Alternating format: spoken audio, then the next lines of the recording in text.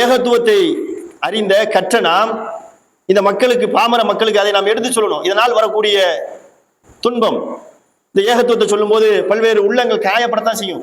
அதான் சொன்னோம், இணை வைக்கக்கூடியவர்களுக்கு நீங்க இணை வைக்காதீங்க, நிரந்த நரகத்துக்கு போயிருவீங்கன்னு சொன்னா கொஞ்சம் உள்ள வலிக்கும், கஷ்டப்படும். சில நேரத்தில் ஆறுதல் கூட பட்டுக்குருவாங்க. நாம என்ன இணையா வைக்கிறோம், நாதாக்கள் அவுளியாக்கள்கிட்ட தானே போய் பிரார்த்தனை செய்யறோம். ஏன்னா அவங்க அப்படித்தான், அவங்களுக்கு தவறான வழிகாட்டுதல் கொடுக்கப்பட்டிருக்கும். சலாத்து நாரியா தானே ஓதுறோம் நம்ம, சலாத்துங்கிற பேர் வருதுல, அதுல இது என்ன தப்பா? அல்லாஹுடைய தூதர் காட்டி தரல, வழிகேடு இல்லையா, பிதஅத் இல்லையா என்பதை நாம் விளங்க வேண்டும். அப்ப இப்ராஹிம் அலைஹிஸ்ஸலாம் அவர்களுடைய அந்த படிப்பினை என்ன, அவருடைய வாழ்க்கையில் நம்ம பெற வேண்டிய படிப்பினை என்ன? ஏகத்துவத்தை, சத்தியத்தை சொல்வதில் யாருக்கும் அஞ்சக்கூடாது. எவ்வளவு கஷ்டங்கள் வந்தாலும் சரி. ஊர் மக்கள்லாம் ஒண்ணு கூடிட்டாங்க, தப்பிக்கிறதுக்கு வழியில ஒத்த ஆளுங்க, தனி ஆளுங்க. ஆனா அல்லாஹ் சொல்றான், ஒரு சமூகத்திற்கு ஒப்பானவர். அல்லாஹ் சொல்றான், இப்ராஹிம் ஒரு சமூகத்திற்கு ஒப்பானவர், ஒரு பெரும் கூட்டத்திற்கு நிகரானவர், மன வலிமையில் அந்த அளவுக்கு. அஸ்ஸலாமு அலைக்கும் வரஹ்மத்துல்லாஹி வபரகாத்துஹு. இன்னல் ஹம்துலில்லாஹ் நஹ்மதுஹு வ நஸ்தஈனுஹு மன் யஹ்திஹில்லாஹு ஃபலா முضில்ல லஹு வ மன் யுضللஹு ஃபலா ஹாதிய லஹு வ அஷ்ஹது அன் லா இலாஹா இல்லல்லாஹு வஹ்தஹு லா ஷரீக லஹு வ அஷ்ஹது அன்ன முஹம்மதன் அப்துஹு வ ரசூலுஹு அம்மா பஅத்.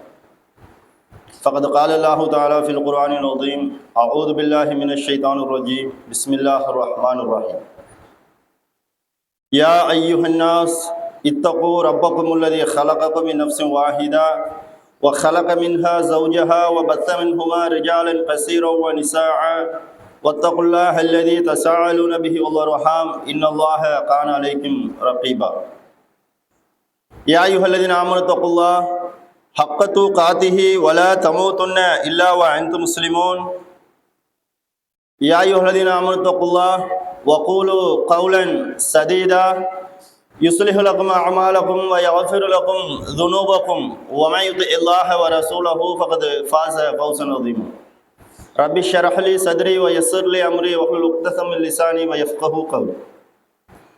எல்லாம் வல்ல அல்லாஹ்வின் நல்லடியார்களே, அழகிய முன்மாதிரி இப்ராஹிம் அலைஹிஸ்ஸலாம் அவர்கள் என்ற தலைப்பின் கீழ் 10 மாதம் தொடராக மக்களுக்கு இப்ராஹிம் அலைஹிஸ்ஸலாம் அவர்களுடைய வாழ்க்கை வரலாற்றை எடுத்துச் சொல்வதன் மூலமாக அந்த வாழ்க்கை வரலாற்றின் படிப்பினைகளை தங்களுடைய வாழ்க்கையிலும் மக்கள் கொண்டு வர வேண்டும் என்ற உயரிய நோக்கத்தில் தமிழ்நாடு தௌஹீத் ஜமாஅத் இந்த ஒரு முயற்சியை கையில் எடுத்துள்ளது. அந்த அடிப்படையில் அசத்தியத்திற்கு அஞ்சாத ஏகத்துவ தூதர் இப்ராஹிம் அலைஹிஸ்ஸலாம் அவர்கள் என்ற தலைப்பு இங்கு வழங்கப்பட்டுள்ளது. அசத்தியம் என்றால் என்ன? லா இலாஹ இல்லல்லாஹ் முஹம்மதுர் ரசூலுல்லாஹ் என்பது சத்தியம். இந்த சத்தியத்திற்கு எதிராக இருக்கக்கூடிய அனைத்துமே அசத்தியம். இப்ராஹிம் அலைஹிஸ்ஸலாம் அவர்களும் இந்த லா இலாஹ இல்லல்லாஹ் என்ற கொள்கையைத்தான் மக்களுக்கு பிரச்சாரம் செய்தார்கள். அப்படி அவர்கள் பிரச்சாரம் செய்யும் பொழுது அவர்களுடைய வாழ்க்கையில ஏற்பட்ட இன்னல்கள், கஷ்டம், துன்பம், அடக்குமுறைகள் இவையெல்லாம் ஏகத்துவத்துடைய துணை கொண்டு எவ்வாறு எதிர்கொண்டார்கள் என்ற செய்தியை திருமறை குர்ஆன்ல அல்லாஹ் நமக்கு சொல்லியிருக்கின்றான். அல்லாஹுடைய தூதர் அவர்களும் நமக்கு சொல்லி இருக்கின்றார்கள். இப்ராஹிம் அலைஹிஸ்ஸலாம் அவர்கள் அவர்களுடைய அந்த பிரச்சாரம், ஏகத்துவ பிரச்சாரம் என்பது மற்ற நபிமார்களுடைய பிரச்சாரத்தை விட கொஞ்சம் சிறப்பாகவும் கூடுதலாக வீரியமாகவும் இருக்கும். திருமறை குர்ஆனோடு தொடர்புள்ளவர்களுக்கு தெரியும். ஏராளமான நபிமார்களுடைய வரலாறுகளை அல்லாஹ் சொல்லி காட்டுகின்றான். அதுல நபி இப்ராஹிம் அலைஹிஸ்ஸலாம் அவர்களுடைய வரலாறு சற்று வித்தியாசமாக, அவருடைய அந்த பிரச்சார பாணி என்பது மக்களை சிந்திக்க தூண்டக்கூடிய வகையில தர்க்க ரீதியான கருத்துக்களை முன்வைக்கக்கூடிய வகையில இப்ராஹிம் அலைஹிஸ்ஸலாம் அவர்களுடைய பிரச்சாரம் இருக்கும். அதனால அவர்கள் எதிர்ப்புகளையும் கடுமையாக எதிர்கொண்டார்கள்.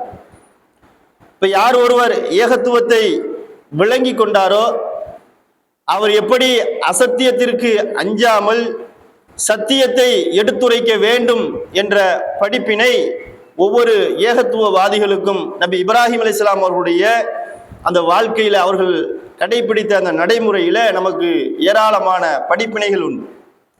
இன்றைக்கு ஏகத்துவத்தை விளங்கி இருக்கின்ற நாம் அசத்தியத்தை எதிர்ப்பதற்கு முன்னால், அசத்தியத்திற்கு முன்னால் ஏராளமான ஏகத்துவவாதிகள் சற்று பணிந்து போவதை நாம் பார்க்கின்றோம். அசத்தியம்னா என்ன? லா இலாஹ இல்லல்லாஹ் என்ற இந்த அடிப்படை கொள்கைக்கு எதுவெல்லாம் எதிராக இருக்கின்றதோ அனைத்துமே அசத்தியம். அது இந்த உலகத்துல எந்த கொள்கையாக இருந்தாலும் சரி, லா இலாஹ இல்லல்லாஹுவிற்கு எதிராக இருப்பது அனைத்துமே அசத்தியம். தெளிவாக சொல்வதாக இருந்தால், வணங்குவதற்கு தகுதியான இறைவன் கடவுள் அல்லாஹுவை தவிர வேறு யாரும் இல்லை, இது சத்தியம். இந்த கொள்கைக்கு எதிராக இருக்கக்கூடிய அனைத்துமே நம்ம அசத்தியம்னு ஒரு முஸ்லிம் நம்பணும். அப்ப இப்படி இந்த லா இலாஹ இல்லல்லாஹுவை இப்ராஹிம் அலைஹிஸ்ஸலாம் அவர்கள் எத்தி வைக்கும் பொழுது எப்படி துணிந்து கஷ்டங்களை, அடக்குமுறைகளை துணிந்து எதிர்கொண்டு மக்களுக்கு மத்தியில் அவர்கள் எடுத்து வைத்தார்கள் என்ற செய்தி, அதனுடைய படிப்பினை என்பது இன்றைக்கு நமக்கு மிகவும் அவசிய தேவையாக இருக்கின்றது. ஏன்? சத்தியத்தை எடுத்து சொல்வதற்கு இன்று யாரும் இல்லை அல்லது குறைவான நபர்கள் தான் இருக்கின்றார்கள் என்ற நிலையில், அல்லது சத்தியம் இதுதான் என்று விளங்கினாலும் அசத்தியத்திற்கு அஞ்சியவர்களாக சத்தியத்தை தங்களுடைய உள்ளத்தில பூட்டி புதைத்து வைக்கக்கூடிய மக்களை நம்ம நிறைய பார்க்கலாம். இன்றைக்கு உதாரணத்துக்கு சொல்வதாக இருந்தால், குர்ஆனும் ஹதீஸும் தான் மார்க்கம், அதை தாண்டி வேற எதுவும் மார்க்கம் கிடையாது, அல்லாஹுவையும் அல்லாஹுடைய தூதரையும் தான் பின்பற்ற வேண்டும், இதுதான் சத்திய கொள்கை. இதை விளங்கியவர்கள் வீட்டிற்கு பயந்து கொண்டு, ஊர் மக்களுக்கு பயந்து கொண்டு, இப்படி பல்வேறு நபர்களுக்கு பயந்து கொண்டு சத்தியத்தை வெளிப்படுத்தாமல் தங்களுக்குள்ளேயே கடைபிடிப்போம் அப்படின்னு ஆரம்பத்தில் நினைப்பாங்க.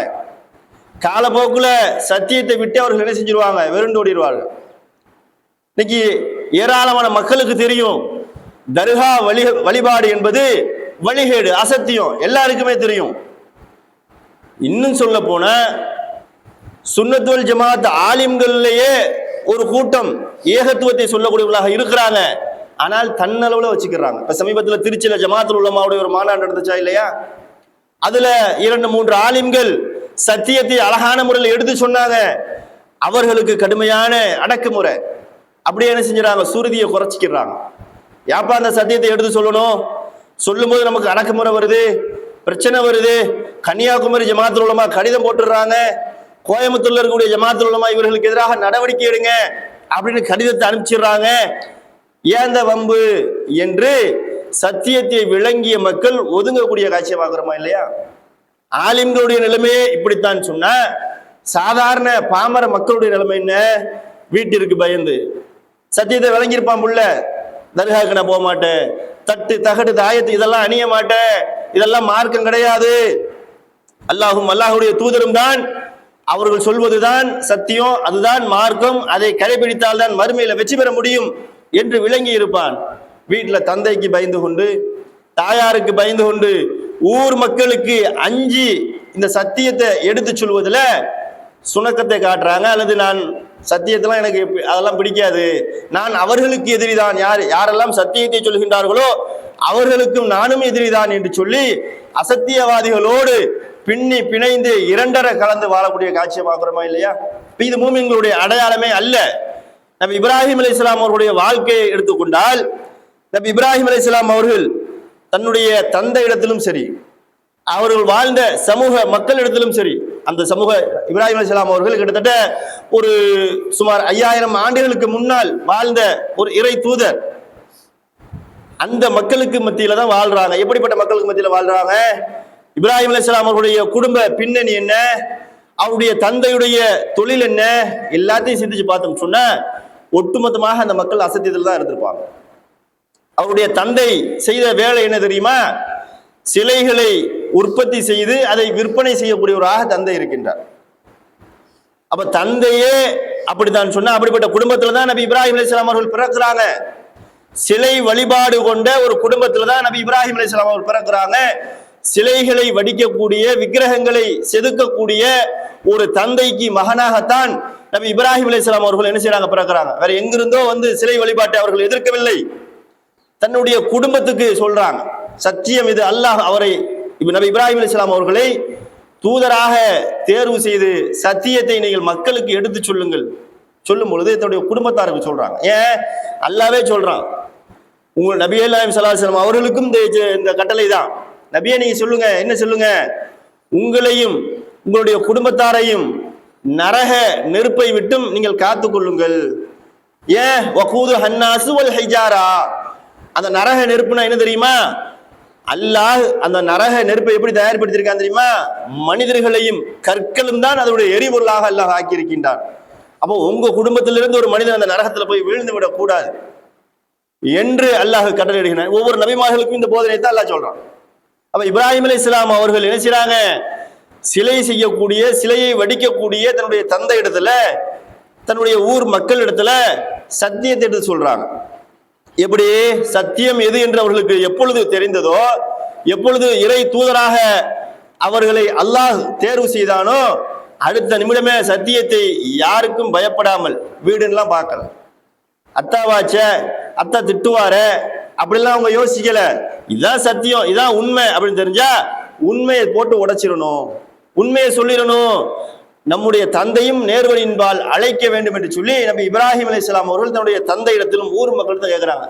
என்ன கேட்கிறாங்க, அப்பா இது போன்ற வழிபாடுகள்ல நீங்க ஈடுபடுறீங்களே, கௌமிஹி மா ஹாதிஹி, போய் கேட்கிறாங்க தன்னுடைய தந்தை இடத்திலும் தன்னுடைய சமூக மக்களிடத்திலும், இதெல்லாம் என்ன, நீங்கள் வணங்கி கொண்டிருக்கும் இந்த சிலைகள் குறித்து என்ன என்று கேட்கும் பொழுது அவங்க சொன்ன பதில் என்ன தெரியுமா, அவர்கள் பெருசா ஒரு அறிவுபூர்வமாகவோ தர்க்க ரீதியாகவோ அதெல்லாம் பதில் சொல்லல, இது எங்களுடைய முன்னோர்கள் வணங்க கண்டோம், நாங்கள் வணங்குகிறோம், அவ்வளவுதான், சிம்பிளா முடிச்சிட்டாங்க. அப்ப இப்ராஹிம் அலைஹிஸ்ஸலாம் அவர்கள் என்ன சொல்றாங்க, அப்படியா உங்களுடைய முன்னோர்கள் வணங்குறதுனால தான் நீங்க இதை வணங்குறீங்களா, அப்ப நீங்களும் உங்களுடைய முன்னோர்களும் பகிரங்கமான வழிகேட்டில தான் இருக்கிறீங்க. இப்ப வார்த்தையை கவனிங்க, ஒரு ஏகத்துவத்தை எடுத்து சொல்றாங்க, தன்னுடைய குடும்பத்தாருக்கு சொல்றாங்க. அப்ப எப்படி எதிர்ப்பு வரும் யோசிக்கலாம் இல்லை, ஏதாவது அடிக்கடி கிடைக்குமா, பயப்படலாம் இல்லை, வீட்டை விட்டு விரட்டிடுவாங்களோ, அதற்கெல்லாம் இப்ராஹிம் அலைஹிஸ்ஸலாம் அவர்கள் பயப்படல. இப்படி வணங்குறீங்களப்பா, இப்படி வழிகேடான முறையில் உங்களுடைய வணக்க வழிபாடுகளை உண்மையான இறைவனாகிய அல்லாஹுவை விடுத்து படைப்புகளை நீங்களா உன்னை படைக்கிறீங்க, அதை படைத்து கொண்டு இது கடவுள் அப்படிங்கிறீங்க, அதை வணங்குறீங்களே என்று தந்தை இடத்திலும் ஊர் மக்களிடத்திலும் போய் கேட்கிறாங்க. ஃபர்ஸ்ட் குடும்பத்துல தந்தைகிட்ட போய் சொல்றாங்க. அப்ப அவருடைய தந்தையுடைய பதில் என்ன, எங்களுடைய முன்னோர்கள் இதை வணங்க கண்டேன். எப்பா உன்னுடைய தாத்தா தான் வணங்கினாரு, பாட்டன் பூட்டன் முப்பாட்டன் எல்லாத்தையும் தப்பா வணங்குனாங்க, நானும் அதை தான் வணங்குறேன், நம்ம முன்னோர்கள் எல்லாம் இந்த சிலைகளை தான் வணங்குனாங்க, நீனு வணங்கு என்று நபி இப்ராஹிம் அலைஹிஸ்ஸலாம் அவர்கள் தந்தை ஆசர் என்ன செய்றாரு, பதில் சொல்றாரு. அப்ப இப்ராஹிம் அலைஹிஸ்ஸலாம் என்ன சொல்றாங்க, நீங்கள் மாத்திரம் மூடர்கள் அல்ல, உங்களுடைய முன்னோர்களும் மூடர்கள் தான், வழிகாட்டில் தான் நீங்க இருக்கிறீங்க.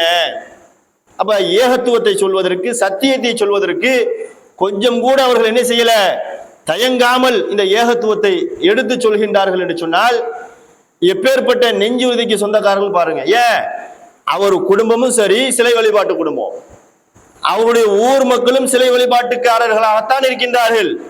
தன்னந்தனி ஆளாகத்தான், ஒற்றை மனிதனாக இப்ராஹிம் அலைஹிஸ்ஸலாம் அவர்கள் இந்த கொள்கையை வைக்கிறாங்க. வணங்குவதற்கு தகுதியான இறைவன் அல்லாஹ் மாத்திரம்தான். அல்லாஹ் என்பது அரபி சொல், வணங்குவதற்கு தகுதியான கடவுள் ஒருவன் தான். அந்த ஒரு கடவுளைத்தான் நீங்கள் வணங்க வேண்டும்.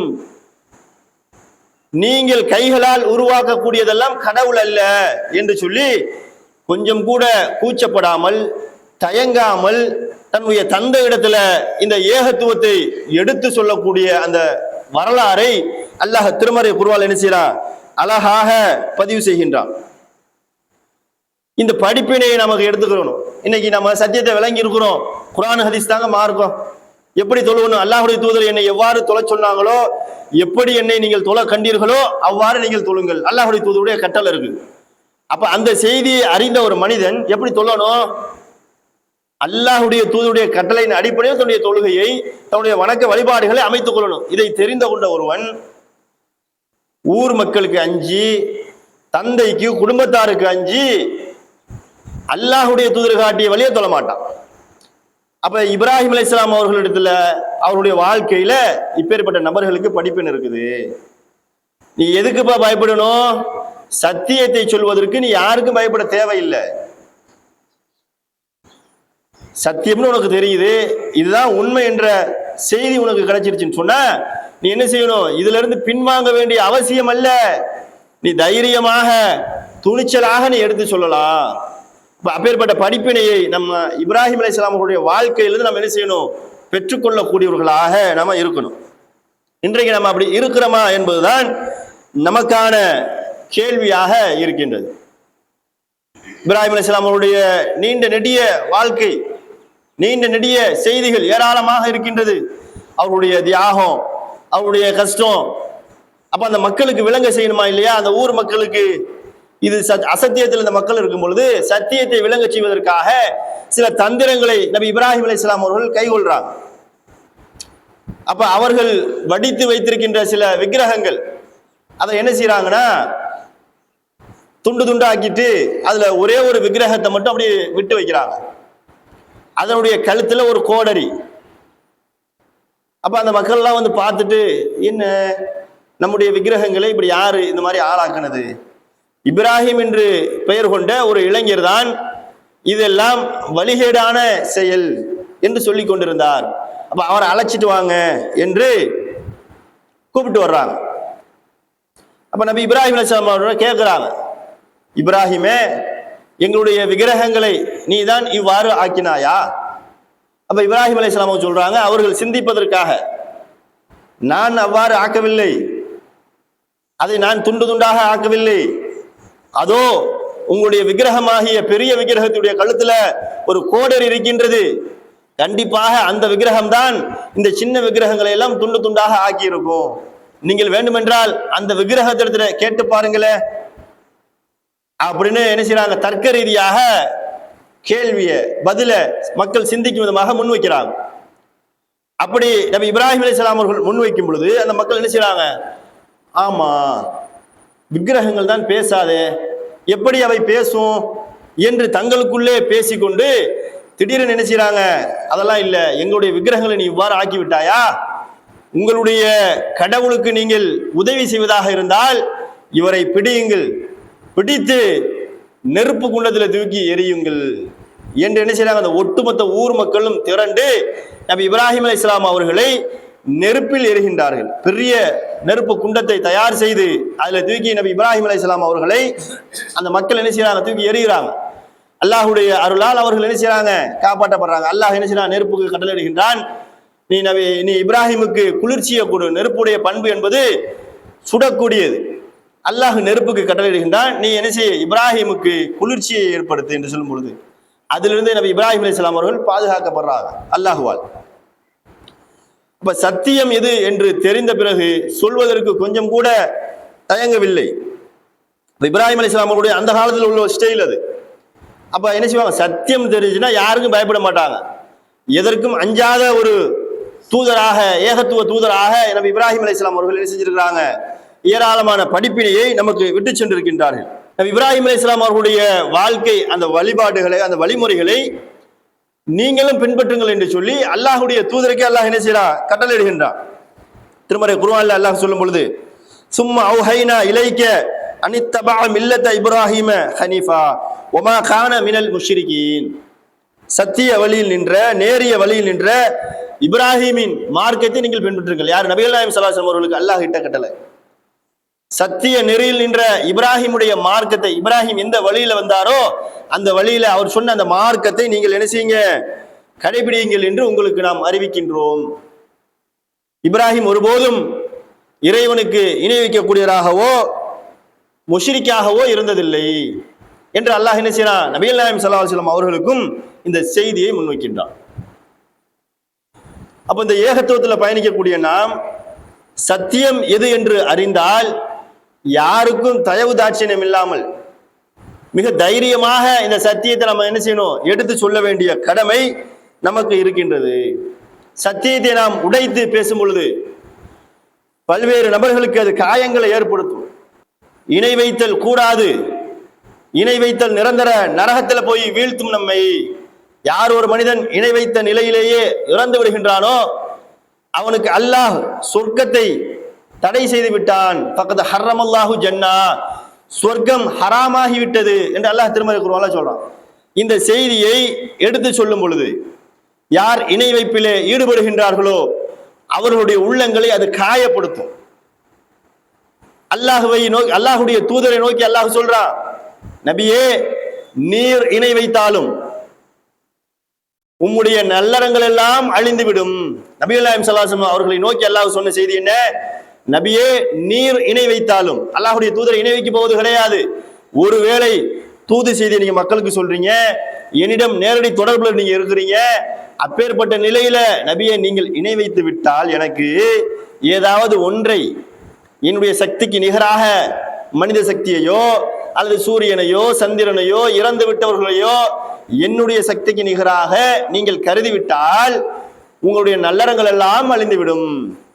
நபிகள் நாயகம் செய்த அந்த தியாகம், ஒரு ஊர்ல ஏகத்துவத்தை சொல்லிட்டு அடிபட்டு ரத்த விளாரா ஓடி வந்தாங்கல்ல அந்த தியாகம், ஊரை விட்டு அடித்து விரட்டப்பட்டாங்கல்ல, சவுர் குகையில தங்கினாங்கல்ல, மறைஞ்சு மறைஞ்சு வந்தாங்கல்ல அந்த தியாகம், பல்வேறு நபர்களுக்கு ஏகத்துவத்தை எடுத்து சொல்லி இஸ்லாத்தின் பால் அழைத்தார்கள் இல்லையா அந்த தியாகம், பத்ர் போரில் அவர்கள் சந்தித்த அந்த துன்பங்கள் துயரங்கள், உஹது போரில் அவர்கள் சந்தித்த துன்பங்கள் துயரங்கள், அஹ்ஸாப் ஹந்தக் போன்ற போர்கள்ல, அகல் போர்ல அவர்கள் சந்தித்த துன்பங்கள் துயரங்கள், இவை எல்லாம் நன்மைகளாக இருக்குது.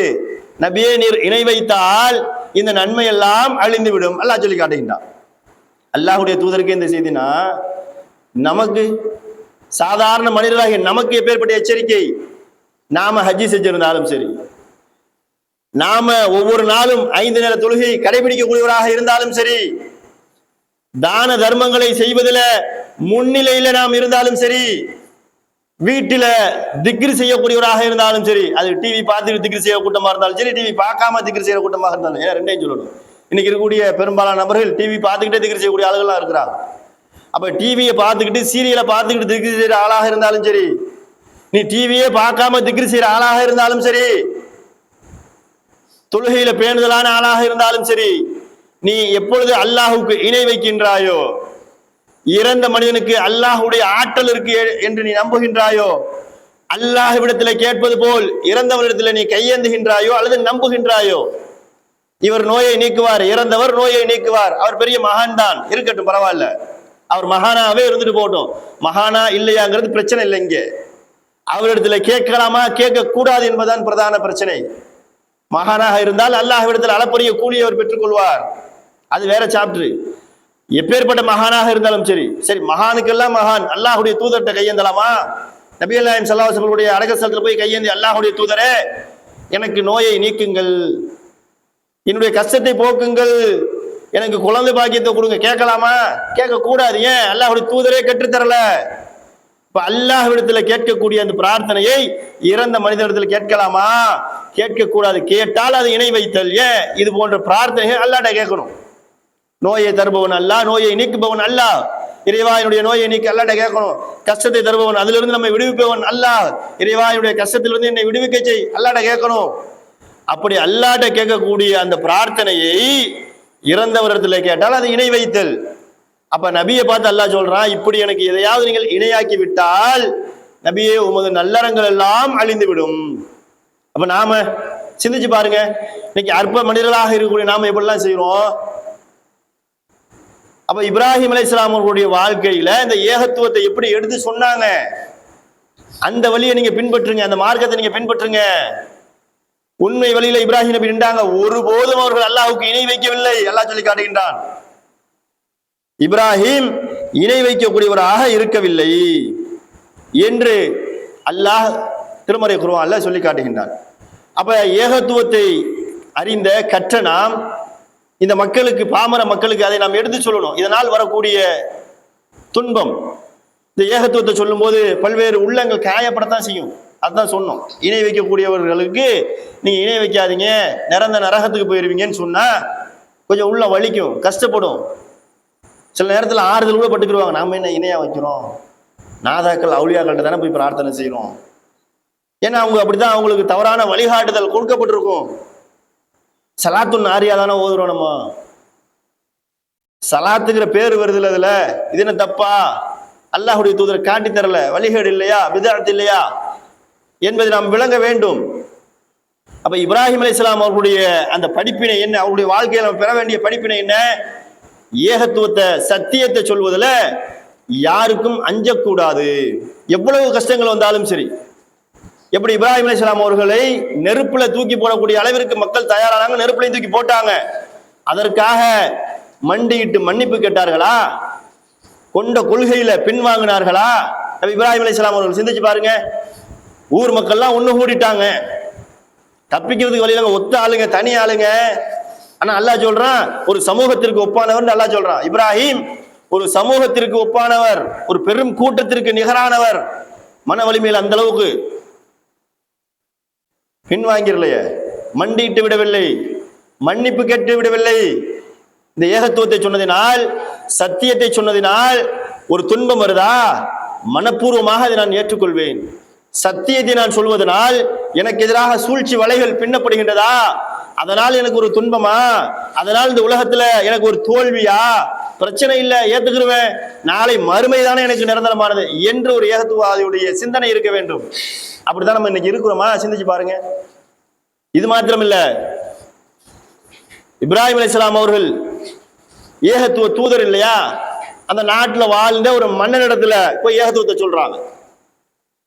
ஆட்சி அதிகாரத்தை கொடுத்தவன் இடத்துல, ஆட்சி அதிகாரத்தை பெற்றவன் அல்லாஹ்வின் மூலமாக போய் அல்லாஹ்வை மாத்திரம் நீ வணங்க வேண்டும், அல்லாஹ் தான் உயிரை கொடுக்கின்றான், உயிரை எடுக்கின்றான், உயிர்ப்பிக்கின்றான், மரணிக்க செய்கின்றான் என்று இந்த ஏகத்துவ கொள்கை அந்த மன்னனிடத்துல போய் என்ன செய்யறாங்க? நபி இப்ராஹிம் அலைஹிஸ்ஸலாம் அவர்கள் சொல்றாங்க.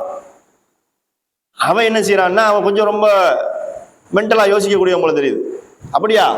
ஓ இறை தர்க்கம் செய்யறான் இப்ராஹிம் அலைஹிஸ்ஸலாம் அவர்கள். ஓ இறைவன் அல்லாஹ் உயிரை கொடுக்குறான், உயிரை எடுக்கிறானா? அவன் உடனே என்ன செய்யறான்? ரெண்டு பேரை கூப்பிட்டு வச்சு ஒருத்தனை ஓங்கி போடுறான், கொலை செஞ்சுட்டு, இந்த பத்தியா நான் உயிரை எடுத்துட்டேன், வந்ததில் ஒருத்தர் நீ ஓடிடு, பொழைச்சி போன்னு சொல்லிட்டு விட்டுட்டு பத்தியா உயிர் கொடுத்துட்டேன் என்று நக்கல் அடிக்கிறான். இப்ப இப்ராஹிம் அலைஹிஸ்ஸலாம் அவர்கள் பார்க்கறாங்க, அப்படியாப்பா, என்னுடைய இறைவன் சூரியனை கிழக்கில் உதிக்க செய்து மேற்கில் மறைய செய்கின்றான், நீ முடிந்தால் மேற்கில் உதிக்க செய்து கிழக்கில் மறைய செய்யி. வாயடைச்சு போயிட்டான். அல்லாஹ் குர்ஆன்ல சொல்லி காட்டுகின்றான். அதுக்கு மேல என்ன பேச முடியும்? இப்படி இப்ராஹிம் அலைஹிஸ்ஸலாம் அவர்களுடைய அந்த பிரச்சாரம், ஏகத்துவ பிரச்சாரம், மன்ன ஆட்சி அதிகாரத்தோடு இருக்கிறான், பயப்பட மாட்டாங்க, கொஞ்சம் கூட பயம் கிடையாது. அல்லாஹ் ஒருவனை தவிர வேற யாருக்கும் பயப்பட மாட்டேன். நீ எவ்வளவு பெரிய அதிகாரத்தை கையில வச்சுக்க, ஊரையே கட்டி ஆளு, பிரச்சனை இல்லப்பா. அல்லாஹுக்கு முன்னால நீனு அடிமை, நானு அடிமை. எவ்வளவு அதிகாரம் இருந்தாலும் என்ன, உனக்கு சூழ்ச்சி வலைகள் பின்ன தெரியுமா? நீ பின்னிக்கொள், பிரச்சனை இல்லை. அதனால் உன்னால் தற்காலிக வெற்றி இந்த உலகத்தில் அடைய முடியுமா? அடைந்தவள், பிரச்சனை இல்லை. மறுமைதான் நிரந்தரமானது. அங்க நீனு நானு சமம். இங்க என்ன அதிகாரம் வேண்டுமானாலும் இருக்கலாம், அல்லது நீ அதிகார மட்டத்தில் இருப்பவர்கள்ட்ட சொல்லி காரியங்களை சாதித்துக் கொள்ளலாம். மறுமையில இறைவனுடைய சன்னிதானத்தில் நிற்கும் பொழுது நீனு அடிமை, நானும் அடிமை. யார் அல்லாஹுக்கு வெற்றியை கொடுப்பான்?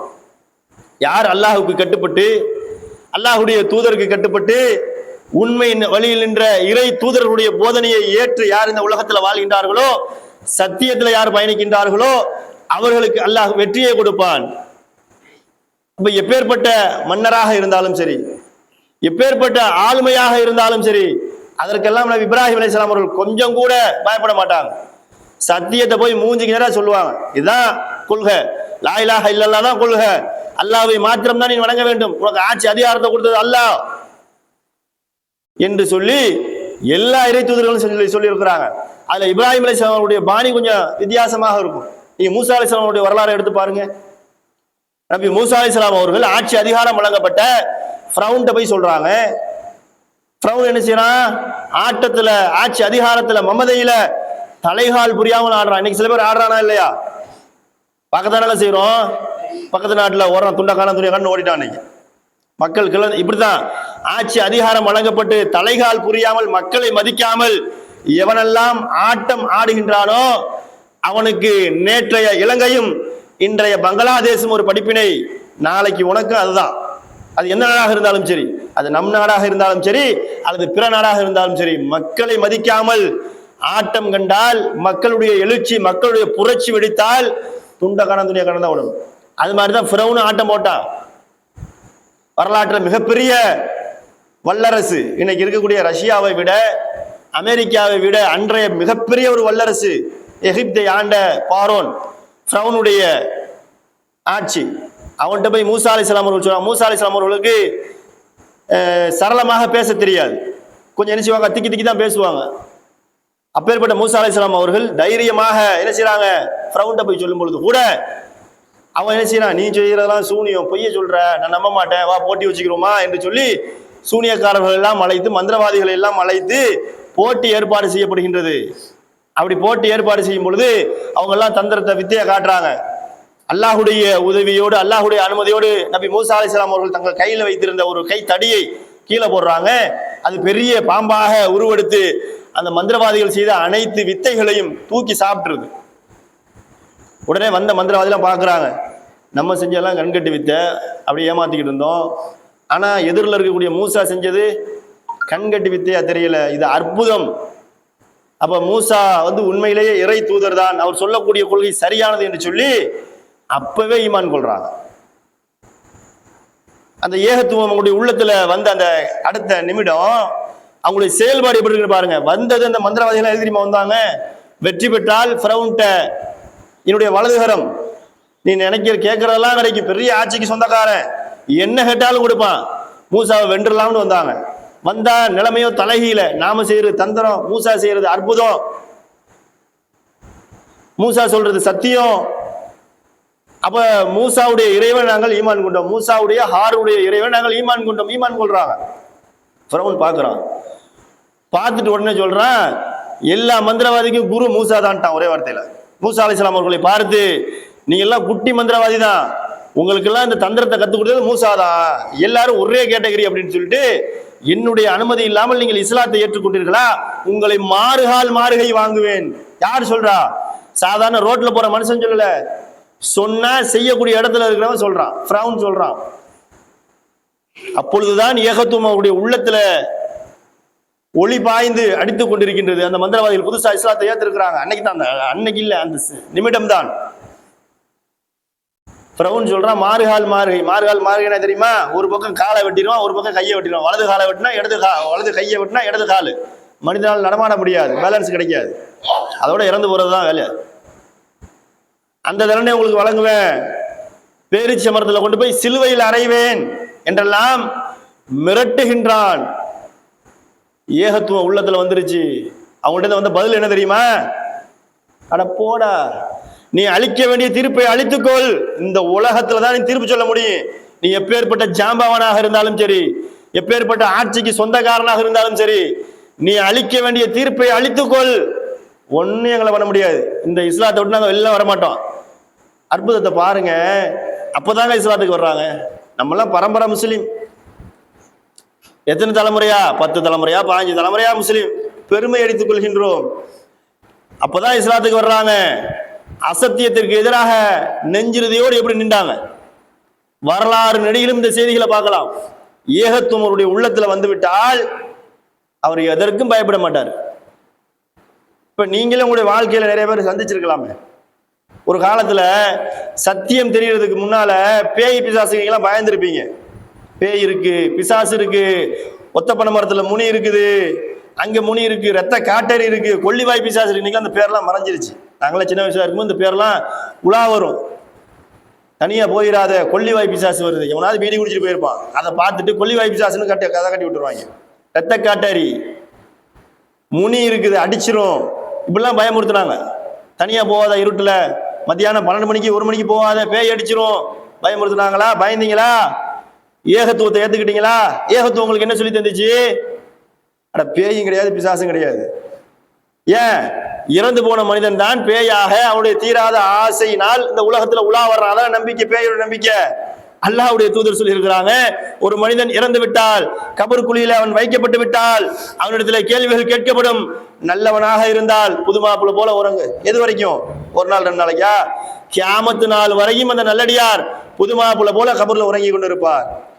கெட்டவர் கபர்ல வைக்கப்பட்டால் அவருக்கு கேள்விகளுக்கு கேட்கப்படும், அவருக்கு தண்டனை வழங்கப்படும். எது வரைக்கும்?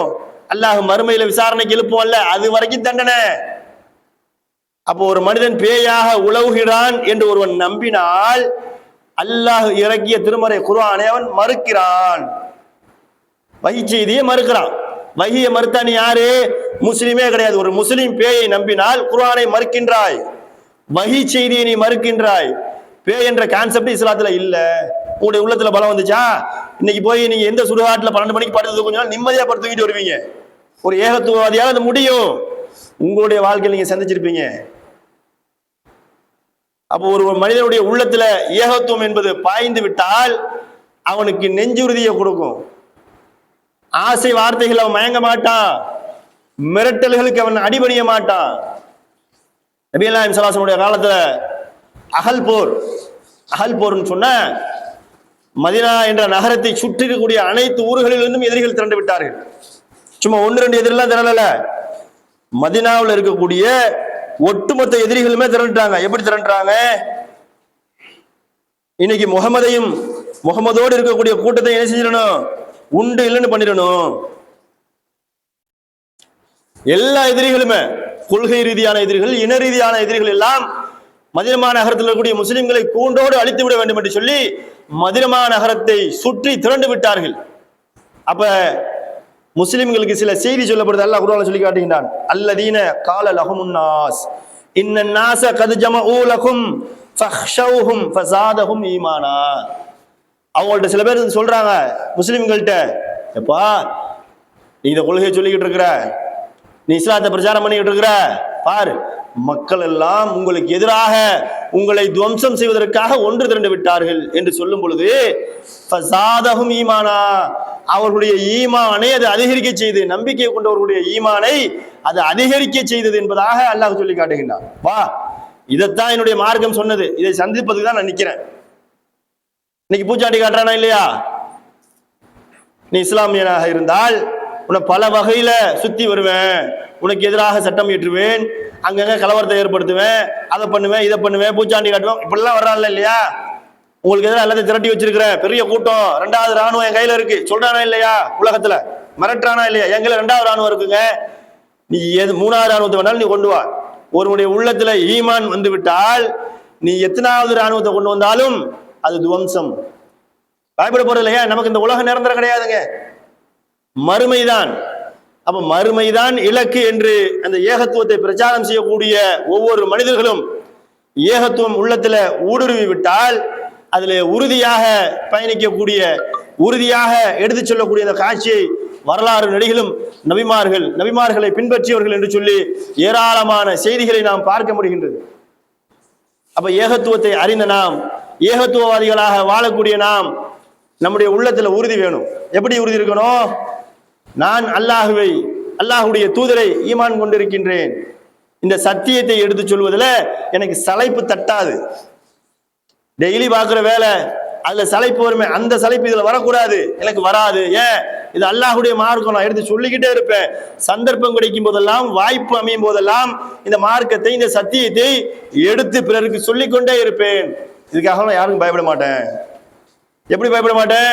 நம்ம இப்ராஹிம் அலைஹிஸ்ஸலாம் அவர்கள் எப்படி பயப்படவில்லையோ, இப்ராஹிம் அலைஹிஸ்ஸலாம் அவர்களிடத்துல உஸ்வத்துன் ஹசனா, அழகிய முன்மாதிரி இருக்கு என்று சொல்லி அல்லாஹ் எப்படி சொல்லி இருக்கின்றானோ அந்த முன்மாதிரியை நான் எடுத்துக்கொள்வேன்.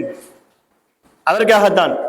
அப்ப எப்படி அஞ்சாத ஒரு தூதராக நபி இப்ராஹிம் அலைஹிஸ்ஸலாம் அவர்கள் இந்த உலகத்துல வாழ்ந்தார்களோ, சத்தியத்தை எப்படி எடுத்து சொல்வதில் யாருக்கும் சளைக்காமல், யாருக்கும் பயப்படாமல், கஷ்டங்கள் துன்பங்கள் எது வந்தாலும் சகித்து கொண்டு இந்த அல்லாஹுடைய மார்க்கத்தை மேலோங்க செய்வதற்காக பாடுபட்டார்களோ, அதுபோல உண்மை வழியில் என்ற இப்ராஹிம் அலைஹிஸ்ஸலாம் அவருடைய வழியில நாமும் பயணிக்க வேண்டும் என்பதற்காகத்தான் இந்த 10 மாத செயல் திட்டம். இந்த அடிப்படையில நாம் நபி இப்ராஹிம் அலைஹிஸ்ஸலாம் அவருடைய வாழ்க்கை வரலாறுகளை முழுமையாக கற்றுக்கொண்டு அறிந்து கொண்டு அதிலிருந்து கிடைக்கக்கூடிய படிப்பினைகளை நம்முடைய வாழ்க்கையிலும் நாம் நடைமுறைப்படுத்த வேண்டும் என்று கூறி என்னுடைய இந்த உரையை நிறைவு செய்கின்றேன். வாஹிர் தவானா அல்ஹம்துலில்லாஹி ரப்பில் ஆலமீன். அஸ்ஸலாமு அலைக்கும் வரஹ்மத்துல்லாஹி